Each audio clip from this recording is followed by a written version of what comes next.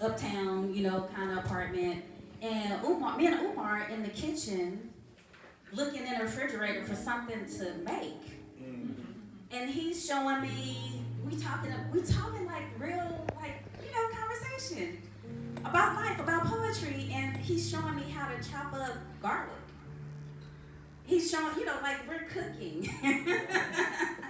And our relationship unfolded like that. Like, he would come over my house. I was in Brooklyn, and I'd be cooking, frying up chicken, and trying to be grown, and show what my grandmama taught me. That is what has fed me as an artist. Is having genuine connections with my elders. So, yeah, I thought he was gonna be hitting on me all night, but it turned into something totally, different. All right, so here's another one. Anybody coming in? No? Oh. And if you notice, my pieces are not just about being in the world, but being a spiritual being in this world, trying to be, capital B, capital E. I ain't got no place to go. Was taken from home hundreds of years ago. Concrete asphalt, no solace for my weary bones, cause I've been walking this earth lost, trying to find rest for my soul. The essence of my being, the space the best of me resides in. It's untouchable. A devil-type receptacle, the light within enables me to see the spirit that I be. Apart from this money-hungry, love-hating reality, my third eye looks to blue skies and sees the color of infinity, straight on through to the cosmic sea, to all of man's and woman's possibilities, like the funky star walkers that we are, the distances that we could travel without man-made vessels.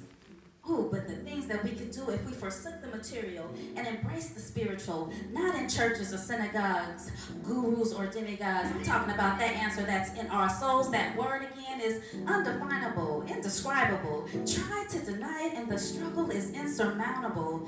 Maybe you'd understand if I spoke in parables, or if my sex was man, not divine and feminine.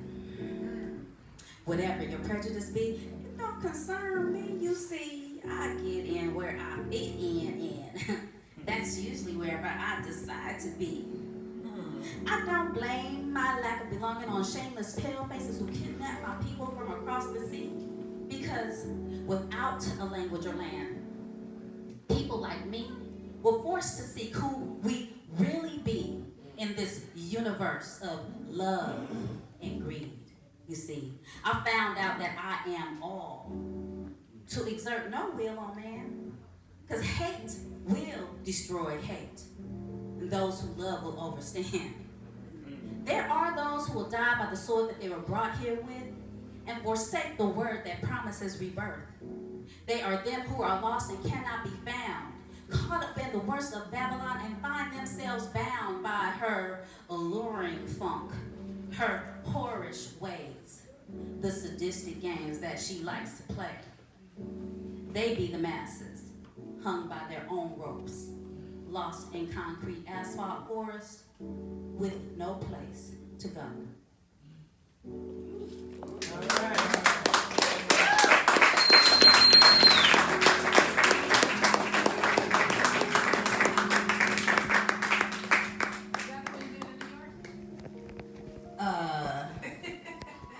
I've done that one in New York, but the one I did for Umar and Oakdale Doom, it was the poem was actually called Flirting, and it was me flirting. Being a flirt. I'm a flirt. I am. He said it makes sense. Okay, so how much time do I have? Okay, so one more story. And this one involves me getting cussed out too, and I was telling Brother Rob about it. So I studied with Allen Ginsberg, right? Allen Ginsberg, for those of you who know or don't know, he was the beat poet. He's kind of like the poster boy for the beat poets, that whole situation. He's Jewish. He was Jewish, you know. And in the writing program I was in at Brooklyn College, like we all had a one-on-one with him, and they would leave the classroom with him, like these are grown people crying, right? Crying, red, just everything. I'm like, what's going on? So I remember one of our sessions, he was trying to tell me to write this poem. You know what I'm saying? And I was like, yeah, I hear you. Yeah, I was just trying to receive the criticism and like the input. But he was like, no, you need to write this poem. I was like, you know what? I think you need to write this poem. He looked at me, he was like, fuck you. I was like, fuck you too. And he was like, what? And he was just like, what the fuck does that mean? He started cussing me out. I was just like, you know what, really though, this is my poem, and I'm not trying to say that. I'm trying to say this. And so he was just like, bye. And after that though, I found a way to connect with him. We connected over meditation. I had read a book by a woman named Sultrion Alion. She was a Buddhist practitioner. I don't know if they call the women monks. But the fact that I knew about her and knew about her technology, the technology she was teaching, like I guess it impressed him. And so that's the first and only teacher I've had that I meditated with. Has anyone in here ever meditated with your teacher? Yeah, I meditated with my teacher. We used to meditate after we cussed each other out. Right? We cussed each other out, and then we started meditating. And then we started hanging out with each other. And so... It's like makeup sex. Right. And so like I was telling Rob tonight, even in our community, sometimes we got to get to that point. We got to express ourselves in a very raw and real way. Yes. It's okay to cuss each other out. It's okay. Like, fight if you got to.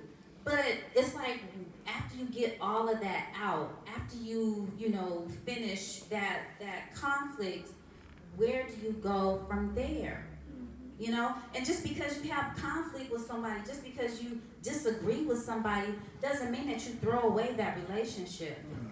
You don't throw away your community. You don't throw away your family members just because they don't agree with you. And so when Sonia Sanchez cussed me out, when Allen Ginsberg cussed me out, okay, cuss me out. Maybe I deserved it. Maybe I was being an asshole at the time. Okay, let's take that.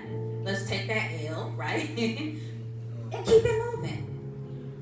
So that's, again, for me, what I appreciate about, the growth, about learning how to be in relationships, not just relationships with the opposite sex, but relating with other human beings on this planet.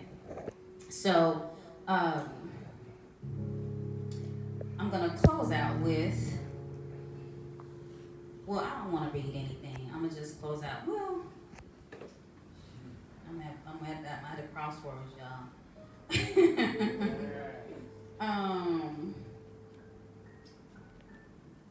Okay, first of all, any requests?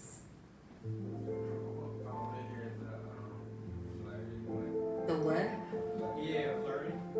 Flirting piece, yeah, you kind of tease that up. That's going too far. I don't even know if I have this in this device, so That's on that's the way back. Yeah, that's going way back. What about that blue funk or one of the that one? Where's my funk? Yeah.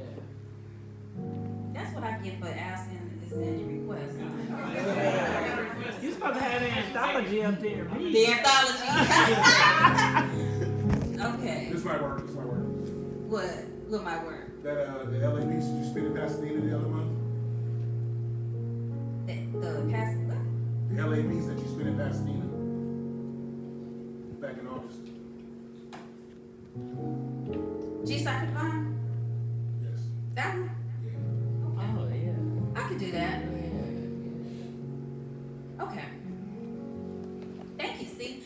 And that was kind of a test to see who's been listening. But okay, so next time I'll get the flirting one out of the archives to, Yeah, because it would have been nice if that's yours. well, yeah, it's kind of cute. Yeah. All right. But this one again is about receiving and accepting and holding in love the people that we see in our communities. Whether, you know, they're your best friend or whether you even ever have a conversation with them.